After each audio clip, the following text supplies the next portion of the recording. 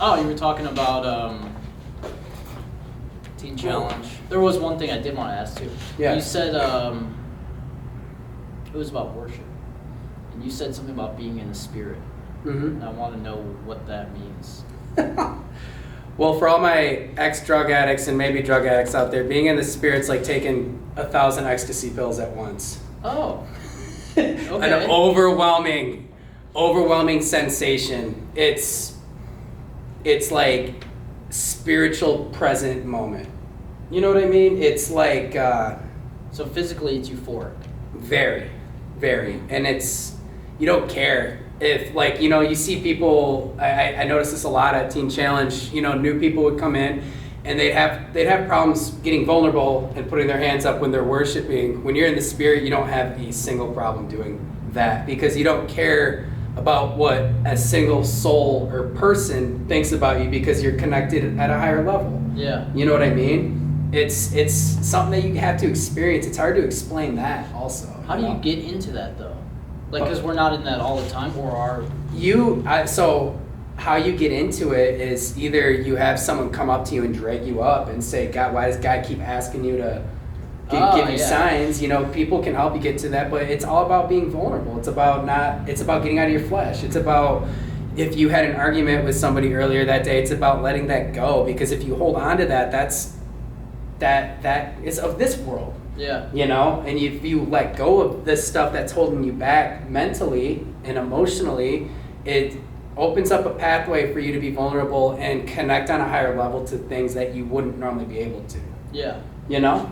Yeah, but it also takes some like introspection and like looking inside. Like, say you were never praying to God, Mm-hmm. and then you had that guy come up to you and do that same exact thing, you'd almost wouldn't get that revelation or vision. Right. You know, and that is something I'm interested in. Mm-hmm. Is like, what happens when you get a vision on something? Like, you had the vision for Reset Effect. Mm-hmm. Where did that come from? And do you feel like that was of God? I'm not sure, because, you know, I've always been a very creative person. Yeah. And Reset Effect was a very creative idea. I do know that creativity and like emotion, like negative emotion, like bitterness, anxiety, stress, they don't correlate. Like, you lose creativity when you get into that mindset. You know what I mean? Oh. So maybe creativity is, in its own way, a spiritual thing. Yeah. You know? Now, I think that, I don't believe that I would have ever been told, why do you keep asking God to give you signs, if I wouldn't have asked. I don't think that would have happened. Yeah. You know, so then it's funny, and like, this goes back to us being human. It's like, we have our doubts, and it's like, I can't believe I still have doubts after that. Same, yeah. You know what I Yeah. mean? But I do, you know, too. but that's just to be expected, you know, so. I think it's awesome that you're sharing that, because I genuinely think that's important for people to see. Mm-hmm. Is that, like, you have had doubts along the way. Yeah, definitely. And even in business and entrepreneurship, like, there have been doubts, like, I don't know if people will like this, you know, or Right. if there's value there. Mm-hmm. And you're saying you felt like your relationship with God has enabled you to, I guess, get through that stuff? Deal with stress at a very, very high pressure level. Okay. Yes. And that usually comes, like, say when you want patience, like, you get hard times. Sure. Yeah. Definitely. So- I have grown so much mentally, not spiritually, mentally, in the last 2 years, more than I ever have in my entire life. Wow. Just dealing with a lot of negative things, you know. And I've made a lot of mistakes too, and I've learned a lot of things. I've learned how to interact with people differently than I used to. And this is even compared to me at Teen Challenge, you know. But I also know there's certain aspects of me that have backslid since Teen Challenge, spiritually, you know. But man, I'm telling you, like, when I do pray and stuff, like, for me it's like riding a bike. You know, it's easy for me to, like, connect. You know, I don't know if that's how it is for everyone, just for me in general. Like, if I need to, like, go cry it out to God, I will. You know, and it always feels the same. And it never feels bad, always feels good, because I think we both know that God isn't bad. Yeah. What do those prayers sound like? Like, what are you Help. saying? Just help. Yeah. Yep. I am a very do-it-all person. I don't ask people for help, you know, if I don't have to, you know, and like sometimes when things are looking bad, I ask God for help, you know, and even when I ask him for help too, it's like, here I am again, you know, but I know that God has eternal patience for sure for things, so. So you're able to see the need for help, though. Definitely. You're like, that, oh man, I don't have all the answers. I got to figure it out. Mm-hmm. What was one of your lowest moments? Like, what was that like? Like since. Maybe before you met God.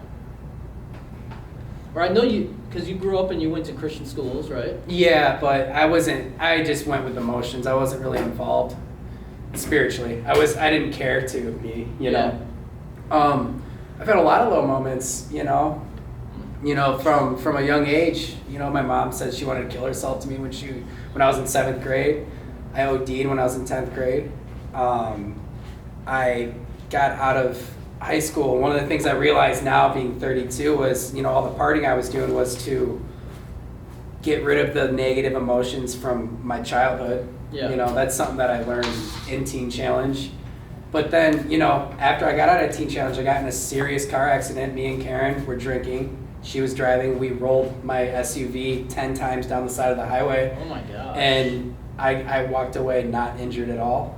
And she got, you know, in trouble for that, but she had to have minor surgery on her eye, but like the car was smashed. It was like, I'll show you pictures later. It's crazy. That was a pretty low moment, but the thing is, dude, like low moments, if you handle them correctly, you can come out better. So like with me and Karen, Karen and I, our relationship from that became infinitely more powerful because we decided to stop drinking after that. We really did. Yeah. You know, like that's what I was saying earlier. We can either be do really bad together or do really good together. And at first we were doing really bad together and we were loving it. Yeah. You know, but then it's good for us. But then you get in a serious accident like that and you need to make a decision, you know, like had I not gone to Teen Challenge, I got out of that uninjured. Yeah. Pride cometh before the fall. I probably would have like been like, I'm fine, dude, you know, but like that was like, okay, this needs to stop, dude. And like the thing is, I actually jumped on top of Karen because she was driving. Yeah. So we were driving down Chicago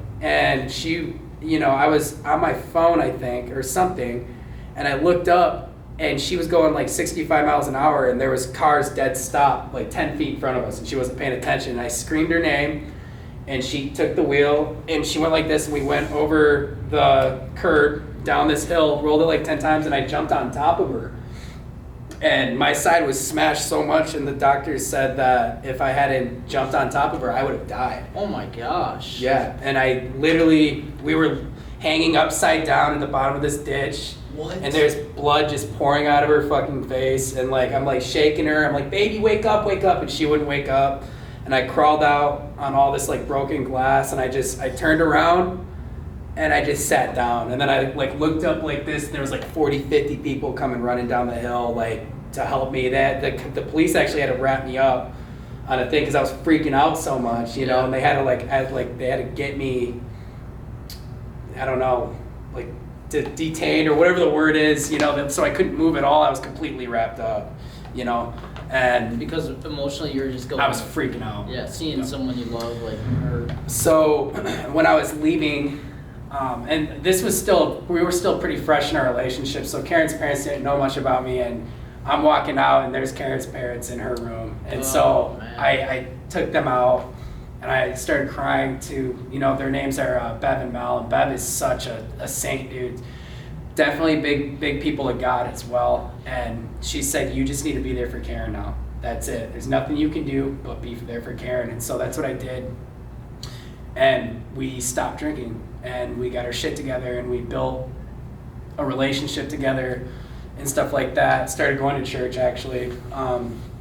And we turned this like empty condo into this like full-blown home with, you know, we got ourselves a puppy and stuff like that, you know, just little responsibilities. I started working this welding job before COVID, you know, waking up at 3 a.m. every day, clocking in at 4 and just doing it over, just mundane and just getting routine established, you know, and she's always been a hard worker herself and stuff, and like our relationship is so good, so good. And the only thing that could mess up our relationship is drugs or alcohol, period. Yeah. You know, so and there's been slip ups since then, you know, like where, you know, for me especially compared to her, and there's been talks where like, okay, you need to choose this or this, and it's like I choose my relationship with her every day of the week. Yeah. You know, so It sounds like once you made the choice that I'm going to get better, you knew what to do. sure. So what do you think was stopping you from doing that stuff in the beginning? Because when so honestly, I still, after I got out of Teen Challenge, I was still kind of lost in what I wanted to do with my life. Yeah, yeah. And being lost, not having a goal is a stressful thing for me. I didn't know if I was ever going to be anything. So that maybe that feeling alone was enough to be like, okay, but when I drink on the weekends, I feel great. Yeah. You know? And then it starts over, and it's just a vicious cycle that you'd kind of get used to living, you know? And then COVID hit, and I'll be honest with you, I ate some mushrooms. I had a nice little trip journey, and I was trying to decide what I wanted to do, and I remember after I was kind of coming out of the trip, I looked at Karen, I'm like, I hate my welding job. I don't want to do that anymore. Like, what do I do? Whoa, it brought clarity. Yeah, and so and then like a week later, my first business partner came to me and asked me if I want to start a business. I'm like, yes, let's do it. Whoa. So that's how I got here initially. When you're doing something like shrooms, do you bring God into it? Like, do you go about Definitely. it like, I'm going to be praying through this? Or? It's not that you bring God. So for me, and listen, this is just me. Yeah. You don't bring God into it. God is in it when you take psychedelics. For me at least, I've only had spiritual like journeys when I've done that. It's never really been recreational so much. You know, there's always really like epiphany thoughts constantly happening, and like you realize like there's no such thing as a bad trip. A bad trip is when you're digging into yourself and you realize you have shit to fix and you don't want to deal with it yet, and then you get crazy. Oh, you know what I so mean? it's like a hot wire that you almost. And if you don't want to deal with it while you're tripping, then you're not gonna have a good time. The trip is gonna make things really difficult for you. But if like again, it's just like getting into the spirit. If you become vulnerable and you just accept, okay, this is me, this is what I got to do, then the bad trip goes away. You know, and you come out and you learn something from it. You hear people that have tripped, like I had a bad trip yesterday. It's like you could have taken something away from that, but you chose to not open yourself up. So now you had a bad trip. Yeah. You know. Can I share with you my experience? Yeah, absolutely. Because I have a question. Part of me, I've done things like that, or say like smoke, or like things that I felt like were maybe a spiritual journey, but I've always been somewhat convicted about it. But say I would do it, right? And it'd be a great moment, and I would have like maybe a clarity on something, but something in me wakes up the next morning and says, I want to do that again. Like, that's where I have problems, is I would continue to do it. Like, I would do it in the morning, and I'm like, oh, I want to do it tonight too. And for some reason I can't, like, once I dive into this, it's like Pringles, dude. Once you pop, the fun don't stop, dude. That's me though, and I have addiction. Obviously I've come from heroin and a lot of stuff, but, so I don't know, what do you think about? I think that you can abuse it just like anything else. Oh, like even food or? Sure. Yeah, okay. Yeah, I think that, like, you know, it's great to, you know, take a tab and go to a festival. I don't think that there's anything wrong with that per se, but I think that that's only flesh. You're not trying to better yourself. Oh. You know what I mean? Yeah. I think that. So spiritually you're not moving forward when At you're all. doing something like that. You know, but you're having a great time, and there's nothing wrong with having a great time, you know, but I think that, especially with psychedelics, you need to have a little bit of respect for that stuff. Oh, like, yeah, okay, reverence. Yeah, I mean, listen, Moses was talking to a burning bush, bro. I'm just saying. You're saying he was on shrooms? He could have been. Yeah, I've heard that before. I've heard that theory. You know, that, I mean, it's a thing, like, straight up. But yeah, I think you can get addicted to that kind of stuff too. I know people that are kind of like messed up from it. Yeah. You know, but it's, again, like for me, like I've never disrespected that.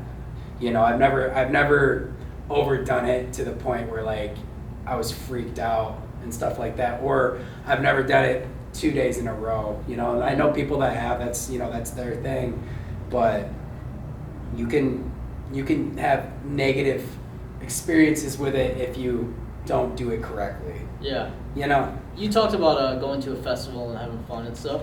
And one thing, you and I went to a festival. We went to, we've been to Breakaway, but we went to Unity too. Yes. And I remember worshiping in that moment sober. And something different can happen then too. Mm-hmm. And like the same way you have like some sort of a trip or something, I feel like you can have these like spiritual, like where God will put something on you. Sure. Like I just mean we've had those same moments. Definitely. For maybe good too. Yeah, definitely. I think the most beneficial thing to do in those moments is to do it sober if you're trying to connect spiritually, because it builds your spirit man more. You know, like when you're doing it via substances, you're kind of like taking a shortcut to it. Oh, so the same things can be achieved without any. Absolutely. Yeah, you're jumping the gun. 100% can. Will you talk about worship at Teen Challenge? Because that's one thing I feel like is different from other places too. That's hard to explain to the general public. Yeah. But yeah, sure. So, I mean, when I got to Teen Challenge, I was doing good for a few months, and then I started soul searching, and I kept running back on this thing that I did before I went to Teen Challenge. It was something I was very guilty about, and I couldn't get past it, you know, and like a mistake you made? A mistake, yes. Okay, yeah. Something that I couldn't forgive myself for. And, you know, Josh, of course, he's an amazing guy. We gotta get he him. knew, dude, I know. I almost actually had met up with him a few times with some of the stuff I was dealing with my old business partner, because that was some spiritual stuff too, and negatively going on. But anyways,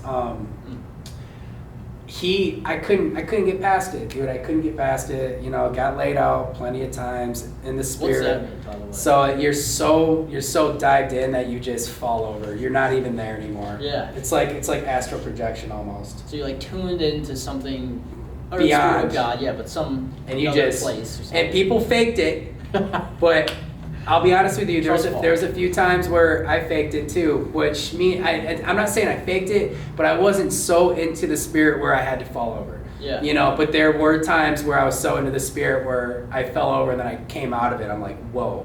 You know, well, Josh came up to me and he knew, this is something that me and him were kind of like, we non-verbally were working on for like a month. He would come up to me and like finally there was something that like he said, Lord, Alex needs to understand that he's not that man anymore, that he's not that person anymore. Alex needs to forgive himself. And he did the thing where he like blows at you and stuff, and it helped. It took it away. It did. Like it helped get me past that plateau. But that doesn't mean that guilt's gone forever. It just means that I'm able to handle it now, where like if I start to feel it, I can be like, no, I forgive myself for that. And I'm able to move on with my day. Again, guilt also puts pressure on creativity. You know, like if you're feeling guilty about something, your creative juices aren't going to be flowing. You know, like for me with like this entrepreneur thing, I have to be constantly coming up with new ideas and being creative. And if I'm in my mind negatively about something I did in my past, about someone who I'm not anymore, that day I could be the difference between $1 million idea and just having anxiety all day. You know? Oh, razor thin. Definitely. Dude, I have a question. So entrepreneurship is seen as more like an alpha thing, right? Sure. Where it's like we're taking charge, we're making deals. But Christianity is seen as like a submissive thing. Sure. Where we're submitting to God and trying to do His will. Where do you find like a middle ground? Dude, the reason why I have issues with people is because of greed. I'm not a greedy person. Like one of the reasons why things fell out with this last guy I was with is because we had two different philosophies. I was more empathetic towards people than he was, and like the way he went about doing things was using people. Like me, you know, I'm a very good business person, but I'm also not good at being a shitty person to people. Yeah. Or at least I try not to, you know. I'm not saying I'm perfect by any means. But like capitalism and entrepreneurship, it's cutthroat. Yeah, People will screw people over, and you have to be careful about things, you know. But like Christianity being brought into it, this is wild. You know, you can talk to me all day about the weed thing if you're not for it, but that's your own opinion. That's whatever. Like, I got my journey, and you guys got yours. But God will always put you in positions to show love, and that's what God is. So there was this one day I was working at my old store, and 2 separate people came in that day that didn't know each other, and each person the night before their best friend got shot and killed. Oh my God. And each person, when they came in to talk to me, I walked around the counter and I hugged them and I held them and they cried. One of them was like this, like kind of like hard ass dude, and he just broke down. And like that, those moments wouldn't have happened if we didn't create this store, you know. And like maybe that guy would have gone out and gotten all wasted and like went down the wrong path if that didn't happen. Yeah, true. You know, and like so that's why like when it comes to like God's wisdom and His foresight on things, you don't know what's going on. Yeah. Because we're just right here, right now, dude. He's already seen the end of my life and yours. Yeah. You know, like. He's playing chess 20 years or 1,000 years ago. Man, I'm telling you, like, and who knows? Maybe this whole thing was created so only one person can walk in, and I can instill a little knowledge into them, and then they take that and they grow into this magnificent human being. Yeah. I don't know, dude. You know, I will say that, dude, God's been doing controversial things for a long time. Like Jesus was around prostitutes and tax collector, or people that weren't necessarily doing the right thing. And in my life, dude, I've seen how every time that I've like gone off or done wrong, God has used it in a good way. Right. So like there's no way, like it seems like He uses all the bad. Which is wild. Preach. Dude, that's wild. That's fire. Yeah. That's fire. Because it's true, dude. It's hard to see that, because especially when you're in the bad, you don't think God's there. Yeah. You know, but maybe he's cooking something up for you 6 months down the road. You don't know. I've had a revelation one time. I went back to shooting heroin after I graduated Teen Challenge, and I was living it for God and working in ministry, and I'm back shooting, and I remember, dude, it's the most humbling thing. And God at one point was like, I've still been using you even in your mess. Like, and I was like, I wasted years like thinking I wasn't doing anything constructive. Sure. But really, like, He showed me at one point through like, yeah, you know how God speaks to you. It showed me like it wasn't all for naught. And that was a cool moment. Yeah. Dude, okay, so I have this question about Josh, right? Yeah, He's speaking life over you. He gives you this thing. What do you think is about him? Like, do you think he's specially anointed? Or? I think that, no. I don't think anyone is especially anointed. I think that he's just tapped in so much that he has that clarity. Yeah. You know what I mean? I don't know, if you keep feeding yourself that long term, you're going to almost despise that fleshy side. You know what I'm saying? I don't know. Like, I feel like it helps. I remember him speaking in tongues and walking around the whole entire like backyard, dude. And this is when I was still kind of new, and I'm like, dude, holy shit, this guy's like, this dude's taking it a little bit too seriously. But you show me someone that can tap in like him more. Yeah. You know, like personally, I don't really know many people that can, and like, what an awesome thing to just be tapped in like that all the time, man. You know, and then. So he would sit here and be like, then why aren't you? Oh, you already know. Dang. You know he would. True. So why aren't you tapped in all the time, Alex? If you think it's so great. And it's like, oh my God. Holy shit, you're right. Yeah, like he's not the only one who can do it. Yeah, no, dude, we're all anointed. Yeah. We're all chosen, you know? So I have a very big respect for him, man.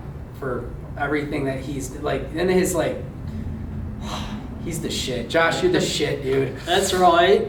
Yo, is there anyone else you look up to that maybe... I'm trying to think of the name of that church. It was Pastor Casey. So where was the church where we would go and cut wood for him? That was Tabernacle. Shiloh. That's where they came and grabbed me. Pastor Vern. Yeah, Vern. Him, he's anointed. Dude. Holy cow. Yo, we shared up. One time we went on a rally there. And it was like this, we went to the church and I'm giving my testimony and I saw like a reflection of myself. And God somehow, like in that moment, I cried the whole time and I couldn't even share my testimony. I'm just sitting there crying like, God help me through, you know, or like, But it was something about the church and those people there. Dude. Like the faith was. And so, like, check this out. So that story I told when we first started, like, give me a sign, and then I got written up for an all day the next morning, and I'm all pissed off. And we go to Tabernacle Shiloh or whatever. And if anyone wants to come up and get prayed over, come up now. I didn't stand up. I didn't worship. I'm just sitting there. And one of the guys that I've noticed from the congregation that's like the most tapped in all the time, he's the one that came up and grabbed me. Why is it him that came up and grabbed me? Why was it him that knew to come up and grab me? Because he's tapped in. Yeah. You know what I mean? Because he has spiritual like wokeness. You know, he knew to say that, but he didn't know to say that. God told him to say that. Like, it was like put in him to like say that to me. It was so crazy, dude. It was so wild. And of course, I broke down and started crying. Yeah. Became super vulnerable. Yeah. And then, you know, a couple weeks goes by and I'm like, are you sure he's real? Like, is he really out there? It's like, dude, what the fuck, man? How does it, the doubt comes in again? I hate doubt, bro. Yeah. It sucks, but I think that's part of the journey too, you know, obviously. Dude, So we had talked about kind of like maybe a what's it called, revival. Yeah. I think there was like this feeling that America's going to change. Right. And that culture is going to change. Do you see that? Do you see that happening? Dude,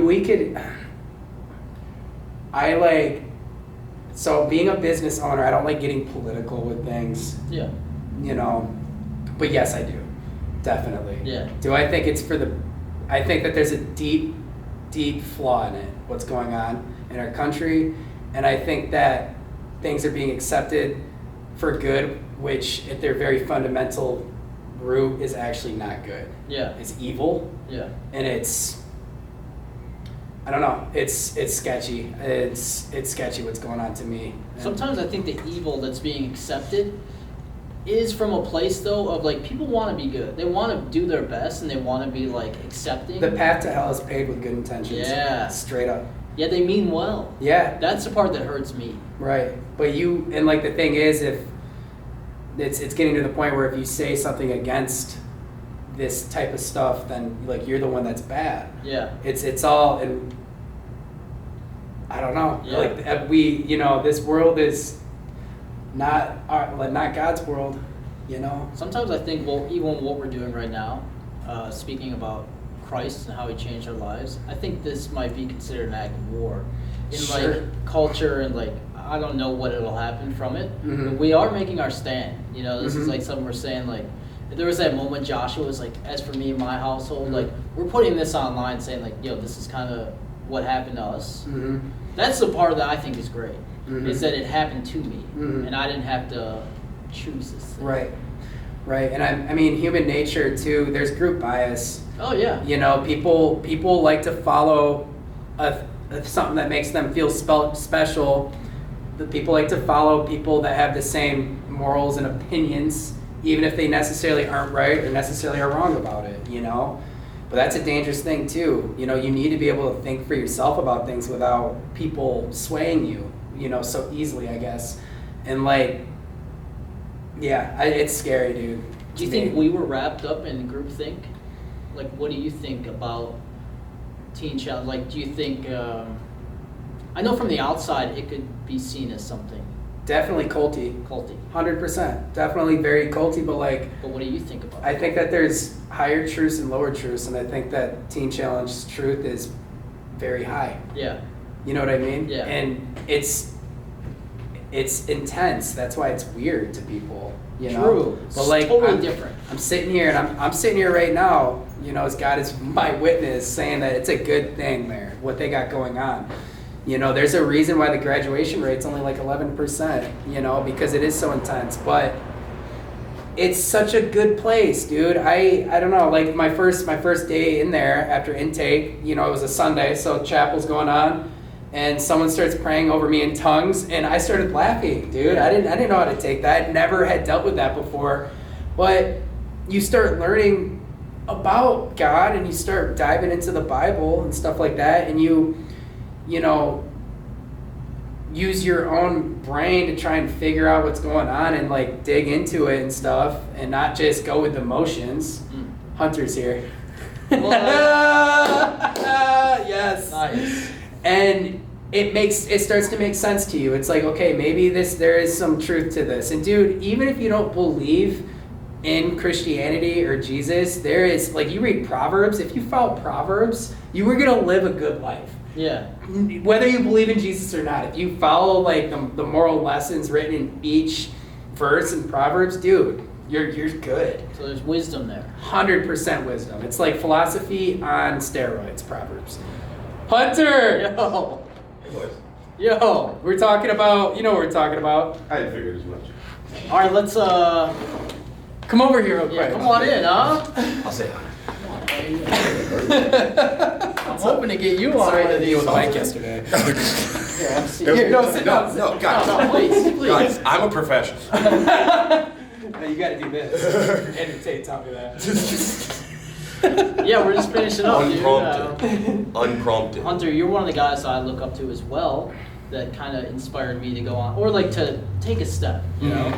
And so I'm glad that you walked in, and I'd like to take this time to hopefully secure an interview with you as well, since we're on camera. Anytime. Well, yeah, since you have me on the spot.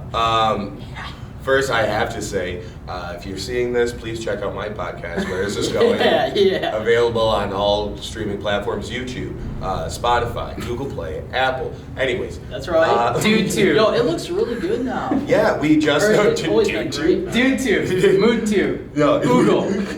We just Facebook. got Every some stream new production setup, a new production setup, so we're in my buddy Kyle's studio. It's a real good time. But yes, I would love to do your podcast, Heck yeah. especially since I feel like you stole the name from me. What? Mine is called Where Is This Going? This is called, was it Who Is Your Neighbor? Where's your neighbor? I'm not Just gonna lie. another vague question. So let me be honest with you guys. Like from an unbiased standpoint, I did kind of catch "Where Is This Going" vibes. Oh, Just so maybe you- it was From like all of subconscious. No, it's inspiration a fire. It's a really good name though. Yeah. Really good name. Better than Where Is This Going? I'll say that personally. Well, it comes from Teen Challenge. Who's your neighbor? I always like the guy sleeping next to you. Exactly, Like, which was... Yeah. who is this guy? Yeah. And who do you say? Who is this guy? And who do you say you are? That's the big thing, because Christ had this like Good Samaritan or whatever, and so it's kind of like, who do you say he is? Right. Like, and I say he's my brother. That's who I say you guys are. Right. Yeah. So anyways, that's it. Yeah. Dude, who is this guy? Speaking of who is this guy, there's this one time this guy came in from intake and he had like what is that when your brain's all, he had like yellow eyes and shit. Jaundice. Yeah, Yeah, John. and like wasn't thinking clearly, and he got up to go to the bathroom and was in only his underwear, whitey tighties, and then he gets into my bed with me. Who is this guy? Who is this guy? Who's your neighbor? You're gonna figure out real quick. I remember one of my neighbors watching me sleep. Oh, that's so awkward. Especially if you know who it was. He had a large red mustache. And and Chopping also, the bits? Yes. For the first couple weeks of his awake? his stay, yeah, he was wide awake the whole time. Jeez. So, yeah, it was I want to get his awesome. perspective of that event, dude. Yes, I'd like fair. To see what he's doing. Very fair, because I'd like to know what was going through his mind. So we used to call him, I'm not going to say his actual name, but it rhymes with Man Mam. What'd you call me? Nothing. Nothing. Yo. Justin, just keep making that for free. Thanks. Yeah. Yo, let's end. You want to end? I'll get out. Yeah, I'll get yeah. out, guys, Who is this guy? Who's your neighbor, dude? Who's your neighbor? I have no neighbor. Where's your neighbor going? Yeah, where is your neighbor going? You guys should collab. Oh, where is your neighbor going? That it'll be both of our. We'll just record one, but it'll be for both of us. Yeah, that's cool. Released on 2 different platforms. That's your- You know, he kind of Yeah, tricked right me there. because I thought we were going to talk about my store stuff. We just talked about Teen Challenge though. I'm sorry. Just joking. I'm sorry, No, man. this is a cool store. Yeah, thank you. Yeah, got the. Yeah, I drew that myself. No, honestly, for Don't both talk you to guys, him. You don't talk. I do. It is cool. You guys are both doing. Seems like you're following dreams, and that's Yeah. something like is encouraging Trying. to me or like Yeah. inspiring. My you. dream is very stressful. I'm like- Exactly, and it's not always easy. Right. Especially, podcasting. I had to learn that early on. I've been doing my podcast now for 4 years. I have 82 episodes. Dude. Let me tell you, that's too little. Yeah. For what was supposed to be a weekly podcast, I should be, what's 4 times 52? Oh, I should I see have what at you're least saying. 200 episodes. Yeah, at least 200. 208. But yeah. math checks. But I Pretty say, close, aren't you? yeah, 82, 208. I say that to say that, like, I'm sure we can all have a vision of what we want to happen, what we want to be the outcome, but God, so much happens along the way. Dude. Yeah. And that's what seems to be the most rewarding part is the lessons this is so gay and cliche. It's really the lessons you learn along the way. Yeah, dude. It really is. Yeah. So anyways, where is this going? Right. Check it out. Who is this guy? Where is your neighbor? Yo, this is called the grid, right? The grid, yep. The grid. 65 Douglas Ave, Suite 9, Holland, Michigan, 49424. Come check us out. Awesome vibe, Bring awesome coffee. setup. Bring coffee for Justin. He works for caffeine only.